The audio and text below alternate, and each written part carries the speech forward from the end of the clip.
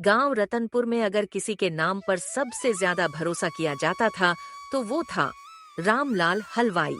सुबह की ठंडी हवा में उसकी दुकान से आती घी और ताजे पकवानों की खुशबू पूरा बाजार महका देती थी। अरे भैया, शादी में लड्डू तो रामलाल के ही बनवाना। हाँ हाँ, वो जो देसी घी का स्वाद देता है, बस वही असली स्वाद है। उसके लिए ईमानदारी ही धर्म थी। लोग उसे गांव का सच्चा आदमी कहते थे, एक ऐसा हलवाई जो कभी छल नहीं करता। पर लोग ये नहीं जानते थे कि कभी कभी सच्चाई की दीवारें भी धीरे धीरे दरक जाती हैं। शाम को जब दुकान बंद होती तो रामलाल के घर में सन्नाटा छा जाता। बीवी गोमती चूल्हे के पास बैठी कहती, आज फिर सिर्फ एक सब्जी और सूखी रोटी। अरे भाग्यवान, ईमानदारी का धंधा है, जो मिल जाए वही भगवान की मर्जी है। बेटा चिंटू स्कूल से आता। बाबा, स्कूल की फीस फिर बाकी है। रामलाल के चेहरे पर लाचारी आ जाती। गोमती धीरे से बोलती, इतना काम करते हो फिर भी घर की हालत नहीं सुधरती। थोड़ा सोचो, सब तो मिलावट करते हैं, जरा सा तुम भी कर लो तो क्या बुरा है। रामलाल गुस्से में बोलता, ईमान बेचना नहीं आता मुझे। मैं अपने बच्चों को झूठ की रोटी नहीं खिलाऊंगा। गोमती चुप हो जाती, मगर उसकी आंखों में सवाल बाकी रहता। रात गहरी थी, दुकान बंद। रामलाल बैठा था पुराने बही खाते के साथ, पन्ने पलटते हुए सोचने लगा। इतनी मेहनत करता हूँ, फिर भी घाटा क्यों? शायद वक्त बदल गया है, शायद मुझे भी बदलना होगा। अचानक दरवाजे पर दस्तक हुई। एक अनजान आदमी आया। नाम है बलदेव, शहर से आया हूँ। नया घी सप्लाई करता हूँ, आधे दाम में, स्वाद वही पुराना, किसी को फर्क नहीं पता चलेगा। रामलाल ने कहा। नहीं भाई, मैं अपने ग्राहकों को धोखा नहीं देता। वो चला गया, लेकिन उसकी बातें रामलाल के दिल में चुभती रहीं। अगले दिन दुकान में भीड़ थी। घी खत्म हो गया था, पर ऑर्डर बाकी।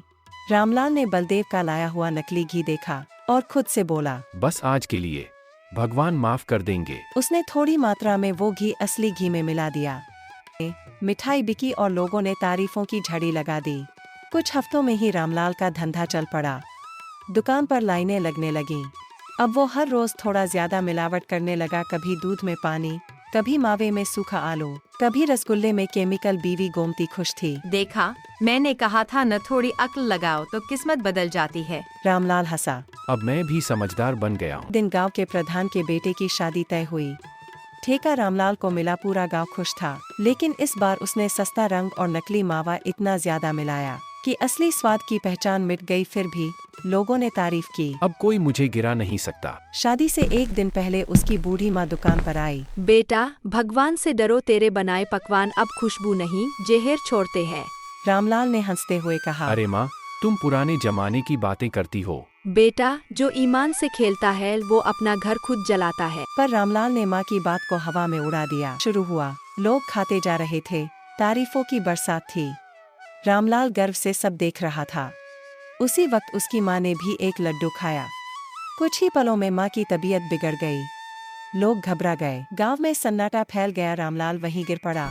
अगले दिन पुलिस आई। इंस्पेक्टर मनोज ने सख्त लहजे में कहा, रामलाल, तुम्हारे मावे और घी की रिपोर्ट आई है, सब नकली था। तुम्हारी माँ की मौत भी उसी की वजह से हुई। रामलाल के पास कोई जवाब नहीं था। वो सिर्फ इतना कह सका, थोड़ा लालच किया था, जान लेने का इरादा नहीं था। लालच कभी थोड़ा नहीं होता, वो धीरे धीरे पूरी इंसानियत खा जाता है। रामलाल को हथकड़ी लग गई। कहानी का सार यह है कि लालच की शुरुआत छोटी होती है, मगर उसका अंत हमेशा विनाश होता है।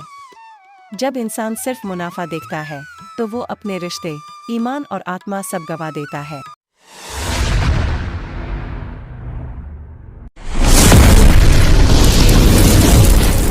ऐसी और वीडियो देखने के लिए हमारे चैनल को सब्सक्राइब करें।